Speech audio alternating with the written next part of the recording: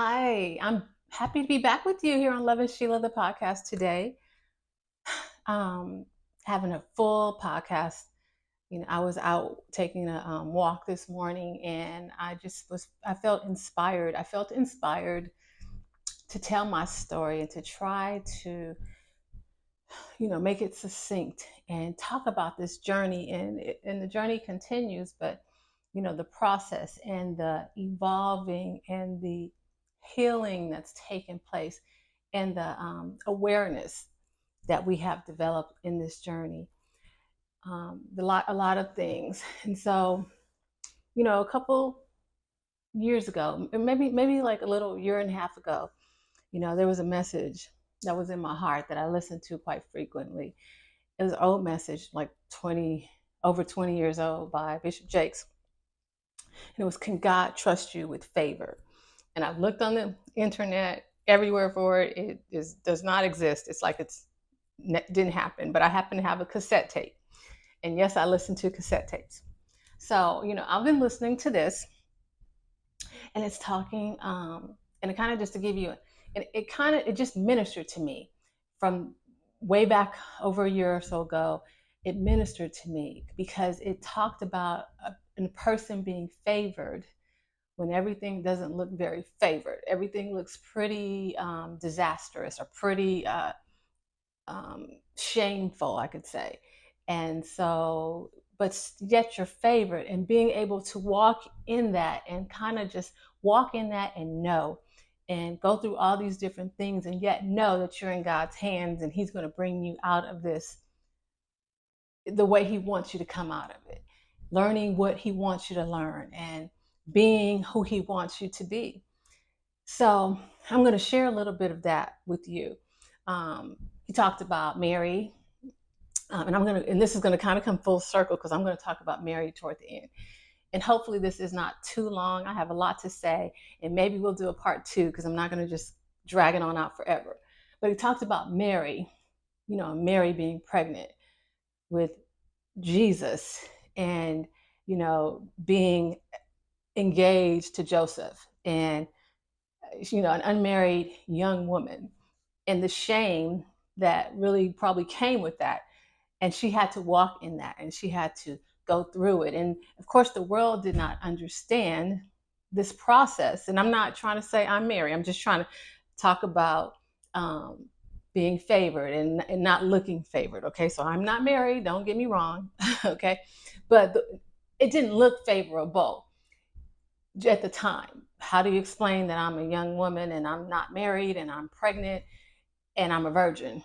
It just doesn't make sense. And people are going to look at you kind of side eyed, I'm sure. But Mary was favored.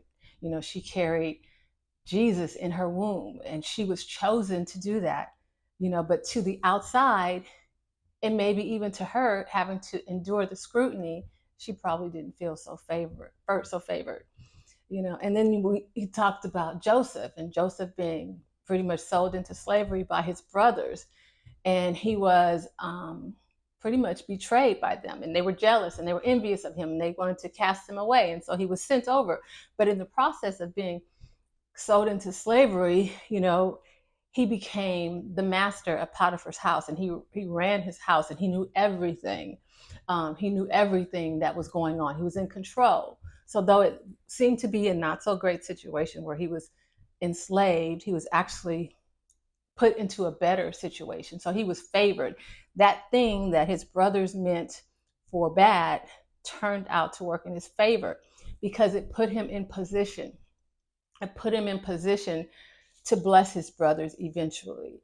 It put him in a position, to be a blessing. And so, again, I don't want to get too far into that, but basically, these are Joseph and Mary, and they were favored, and they did not look like it.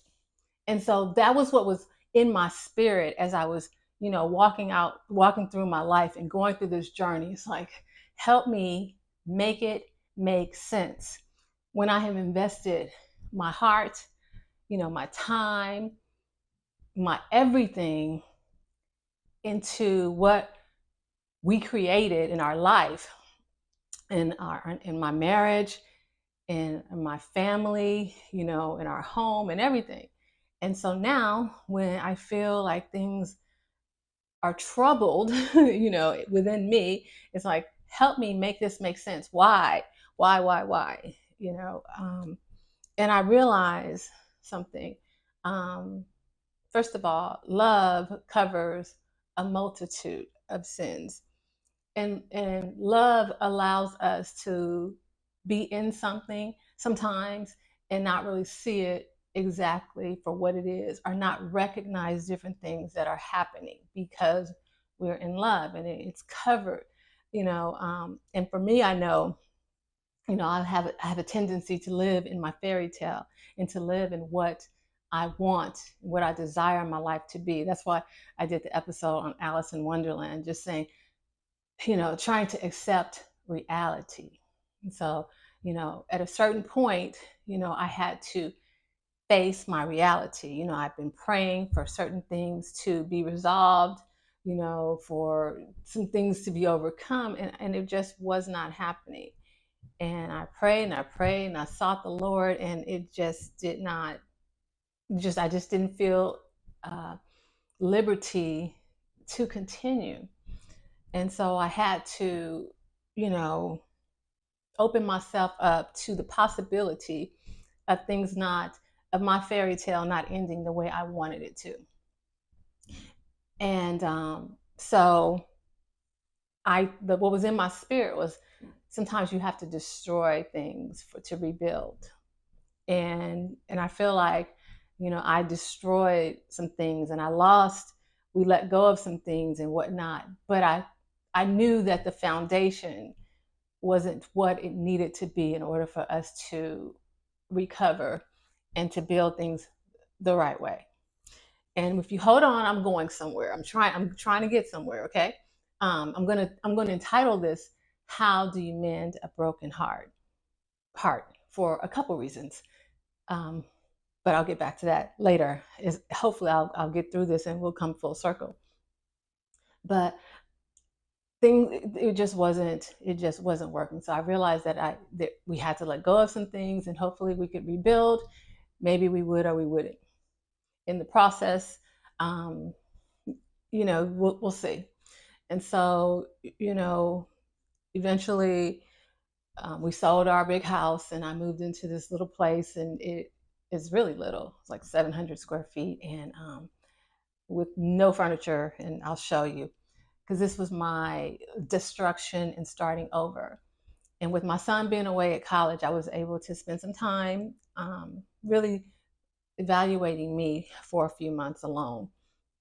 And just really trying to get to know me, understand me, just uh, have like an awakening of Sheila and just feel some things. And I think that's what happened. I started to feel, not based on anyone else, but based on me. And I just started to feel and understand and try to understand and recognize things for what they are, or what they were, and not what I wanted it to be.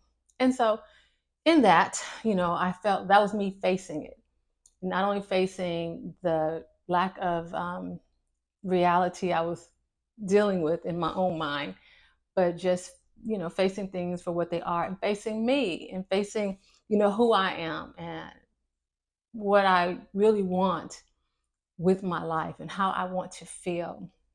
So I named this place that I moved, the place of grace, restoration, and peace, because what I wanted, and I don't think that's in the proper order, but I wanted to be restored to the woman that I was, you know, before I took on everything I took on. I wanted a bit of me back. I wanted me back, not a bit of me. I wanted me back. Um, and like I said in my first episode, where I had the moniker Lovin Sheila, and it was on my email and everything like that. And I said I was going to be Lovin Sheila until somebody started loving me. And then, you know, 25 years later, I was like, wait a minute, hold on. I should continue loving Sheila. So basically, I wanted me back. So I wanted to have me. And so that's one of the things that I face, and trying to figure out now, here I am, this many years later, who am I? You know, who have I become?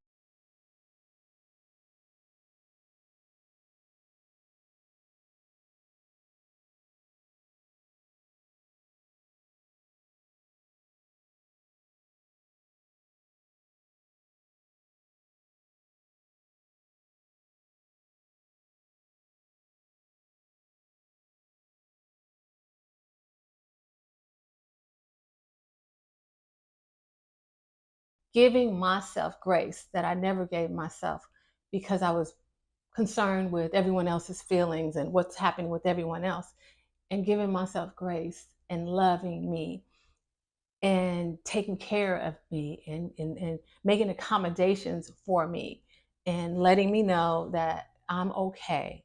So this was my place of grace, peace, and restoration. And so in the process, I started talking to you all about, I started talking about trust. And I remember I was talking to you about trust and, how to trust people, how they earn your trust. And then and that took a spin because all of a sudden it came back to trusting yourself. And I realized in the process of doing all this stuff, I think I lost trust and confidence in me.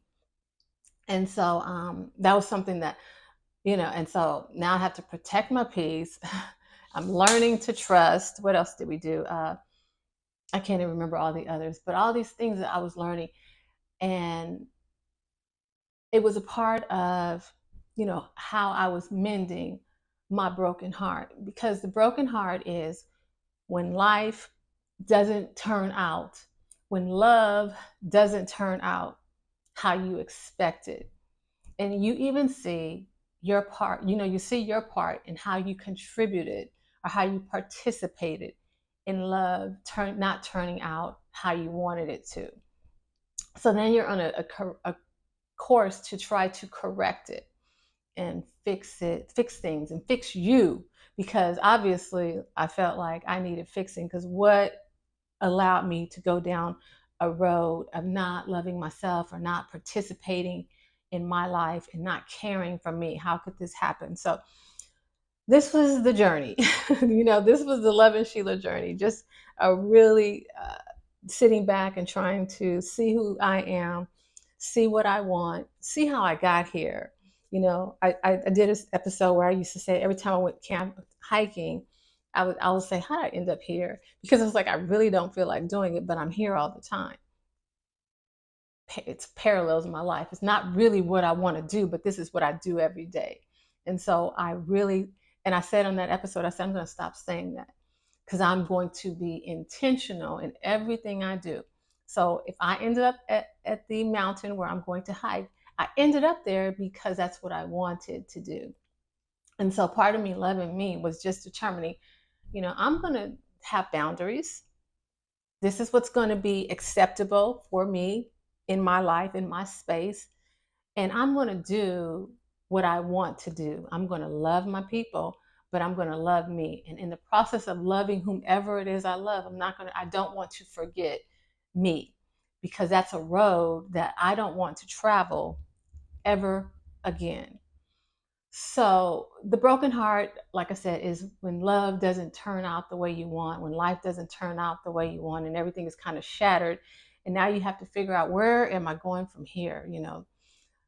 This broken heart, it kind of leaves you feeling a little bit lost. I have to say I was lost because we had a plan. I was a member of a we, and now it's pretty much me. And so, I had to figure it out. So I know a lot of us end up in this situation. And, for me, I thought it was unfortunate that here I am here in my 50s and I'm in this situation. I'm supposed to be entering my golden years, and it's all downhill from here and easy. We've raised our kids, got them to college, and now we just enjoy ourselves and we'll retire soon. And now all of a sudden here I am alone. And it was like, that is not the plan. You have to rethink, and you have to do it expeditiously. So that was a challenge, but I am so grateful that God is with us, God is with me. And even though things felt daunting, he was beside me all the way. Now I have this broken heart. Okay, I have this broken heart, and I'm trying to navigate life. I'm trying to navigate life as I guess, soon to be single woman. And, there are people who come into your life.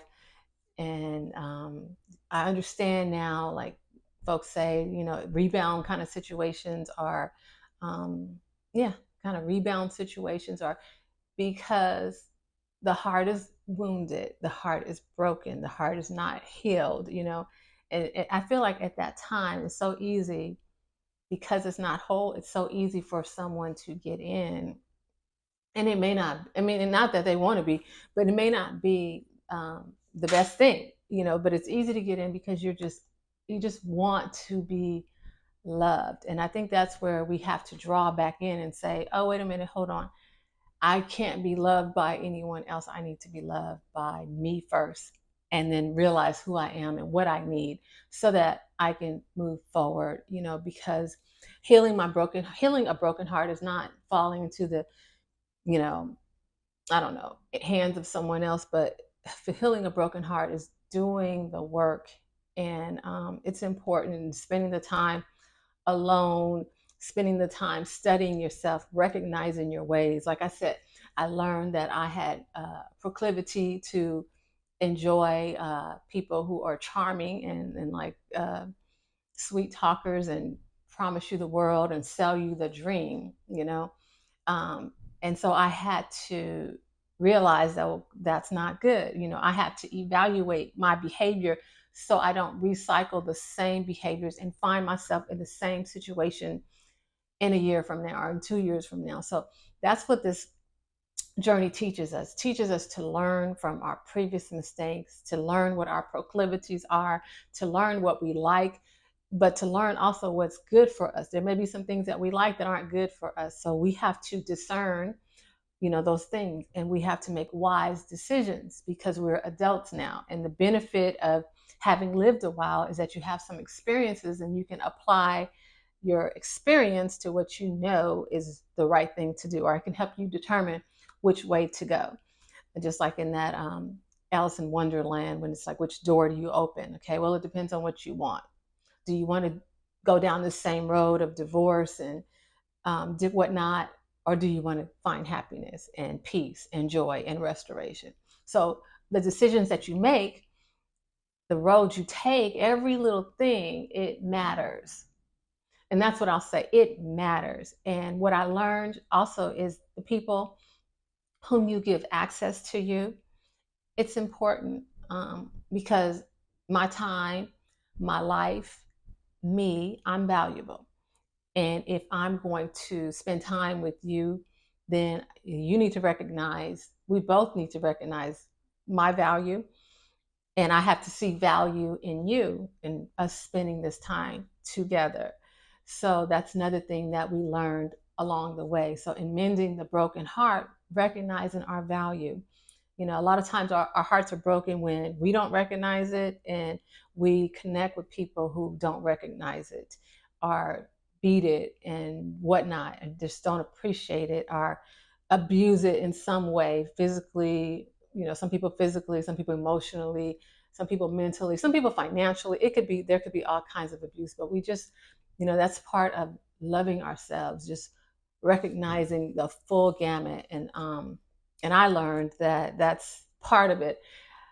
I mentioned before that when I was early in my dating years, I didn't really have any particular standards. It was pretty much, if I like you, if I was attracted to you, then maybe we'll go out and we'll go from there. But I realized, of course, because we must, as we grow, it's so much more than just an attraction to someone. It's really finding a safe place to exist, a safe place to be authentically you, to be vulnerable, to express yourself, to tell your truth, to tell the truth, to have the difficult conversations.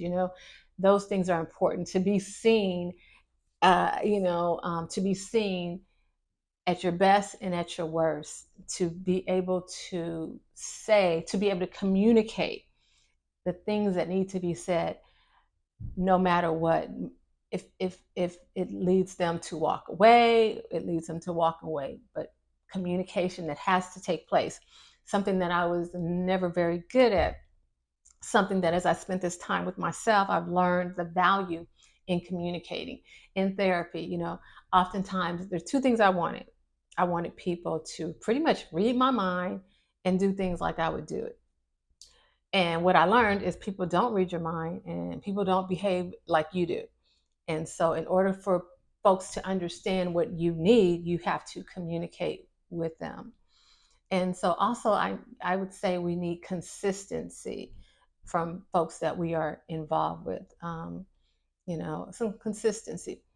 So this was my process that I'm working through. So I'm learning me. I'm learning what I need. My standards, and they're not rigid. They're not like, oh, you got to be 6 feet tall and you got to be, I don't know, 180 pounds. I don't know. They're not rigid, but they're a framework. And I understand that it's not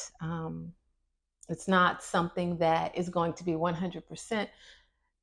But you in knowing who you are, what works with you. You know your downfalls, those things. And so now, as you're redeveloping and reimagining your life, you have to understand what's going to fit. My ex used to say, I feel like he was putting what do you call it, a square peg in a round hole, or whatever the case, something like that. And so you never want someone to feel that way. You want them to feel like it works. It works. And so as I move forward, I knew that I wouldn't be alone forever. I knew that eventually I would want to get married again. So I wanted to come up with some parameters for, any type of person who would be in my life, just so I would kind of keep myself focused, because I know me, I get distracted very easily. So yeah, we put together parameters. So I'm telling you all these things because I feel like these are parts of mending the broken heart. Mending the broken heart is not getting involved in a new relationship. I hope that I quickly gave some foundational things for mending the broken hearts: getting to know yourself, protecting yourself, establishing your boundaries, understanding what you want in your life, what you don't want in your life, doing the things that make you happy, healing, just going through that healing process, because there are going to be stages. Like loneliness. You're going to feel lonely. What do you do when you're lonely? Can you be with yourself? I talked about that. You are the foundation of every relationship. So whether it's your parental relationship, your relationship with your spouse, boyfriend, your child, whatever, all your relationships start with you. And so if we cannot be good to ourselves and be okay with ourselves, then how can we relate to someone else? So we have to be able to be with ourselves. We need to find a way to have peace in our own company and enjoy us and like us and embrace us and who we are. So, be comfortable in those lonely times. Let yourself find peace in, being with yourself. That's important. And yeah, so I just want to make sure that I'm kind of jumping forward, but I want to make sure that I'm not saying that new relationships are the way to mend broken hearts. I used to do that in my 20s. That was my modus operandi, MO. That's what I did, because, yeah, but that does not work. That is not growth. And now we've evolved, and now we're trying to do better. And so that's what I'm saying. But I said the heart is, you find it wounded, and things can possibly get in if you don't commit to staying the course of doing the work. Things will get in that don't necessarily belong, and you'll find, I think that the part of the process is in learning to trust and learning to love and all those things, you will find yourself a little more guarded, because you feel like you've been duped before. So you're thinking, I'm not going to be duped again. Fool me once, shame on you. Fool me twice, shame on me, right? So we're not going to do that. Learning to trust and allowing people in becomes a little harder. You get your guard up, and you're prepared. And for me personally, I was definitely, guarded. First I felt like I let things in that shouldn't have been. Then I was like, okay, well, just enjoy yourself, have fun, go out, do whatever you do whatever it is you do. And that didn't last long. That didn't last long. And eventually, you'll something will penetrate your guards. I told someone, I said, I like boxing, and I thought I could use a boxing analogy, and I thought this was very clever. I said, you're working my body, because as in boxing, typically, if someone's punching your body, you're going to start to protect that, and you might expose a little more up here. And so I was like, and for me, I was talking about my heart. You work my body, you're getting my heart, and because it's like letting the guard down. And so, you know, um, I just feel like it's patience, it's timing. In the right time, your heart will mend. It will heal. Um, and I use this title because I went to the Bahamas last year, and I sat there at the ocean, and I was listening to that song, Al Green, "How Do You Mend a Broken Heart?" And he said, he was saying, "I want to live again." And for me, and I did a podcast on that, it was like, I want to live again. I want to be open. I want to be happy. I want to see the world through a happy disposition and a free disposition. And it told me in that moment I needed to let some things go. It's like I felt like I was trying to hold on. I was trying to keep this one happy and figure out how I could be happy, and dibbling and dabbling, I guess you'd say. And then I just realized I just have to let go. Like, you have to recognize when you've done all that you can do, and you've done all you can do, and you just got to let it go and let what happens, or what will happen. Do that. And yeah, let what will happen, and it'll all play itself out. Because I don't think that, like I said previously, I don't think that life, our relationships, should be as complicated as we make it. I think when we try too hard, um, when we're trying to make things work that don't necessarily work, it becomes more complicated. But there are some things that can feel very natural and proper. And I'm trying to lean into that. Like, take me to that. Take me where it feels natural, meaning there's going to be some obstacles, there's going to be some things to overcome, but it should not be, a constant, uh, 3 rounds. You shouldn't be doing 12 rounds in a championship fight all the time. Something's got to give. And so, um, I realized while I was there that I just had to let it go. I had to let go and allow my peace to come in, and that's what I did. And in time, and I cried, the tears, and it hurt, and it will hurt. It will, and there'll be remnants, and there's things that put you in remembrance all the times, and you'll remember like the good times, because everything, no relationship is bad, all bad, and you'll remember the good times. And sometimes, I know I get caught up on the good times, and then I recognize, I have to really remember, because I said love covers. I have to really remember everything, everything. And then I have to remember my worth, and what I deserve, and what should be my story, and what I want to be my story, and and it's really not my story, it's how I want to live daily. And so remember that. How do you want to live? And find, commit to that in your life, commit to that purpose, and commit to living a life, mending the broken heart, healing the broken heart, repairing it, letting it be whole again, so what needs to get in can get in, and what needs to stay out can stay out. And be discerning and aware, and never lose sight of who you are and what you want.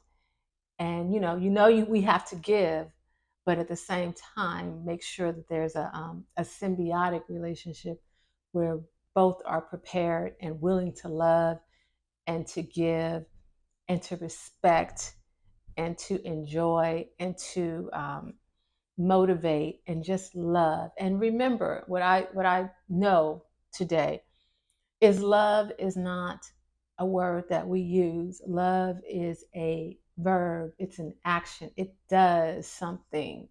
It does something. And I'm not saying it pays the rent. I'm saying that it shows up. It supports you in your time of need. It gives you that extra push. It holds you up when you can't. I mean, there's certainly been days when I wanted to lay out somewhere, and love, when you want to lay out, love holds you up and lets you know you can continue to move forward. Love touches the little things that touch your life to make sure all is well with you so that you can keep it together. So love is not, me saying I love you. Love is being supportive and emotionally supportive, financially supportive, mentally supportive, mindful of things that everything that concerns you. So remember that it's not eros and just a physical thing. It's the full gamut. It's everything. Love covers. Like I said, love covers earlier, and I kind of use it on the other side of this. Like love covers where you don't see things. Love also covers and it takes care of all those cracks. You know what I'm saying? Like it makes you whole. True love and real love and love that functions as a verb. So we want to be able to heal so that we can give that.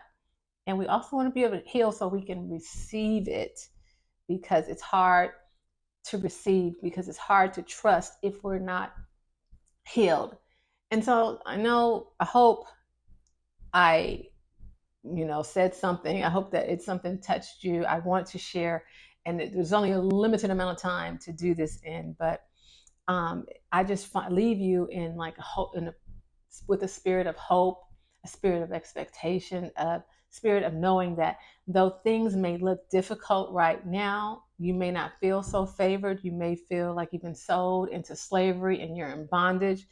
It may look that way. However, there is a brighter side. There is something growing and something building and something manifesting that's going to take you to the next level. So be encouraged, wait for it, be patient, and just love yourself and do what you need to do while you wait. Thank you for watching, and I'll see you on the next Lovin Sheila, the podcast. Don't forget to like, subscribe, comment, and share. Thank you.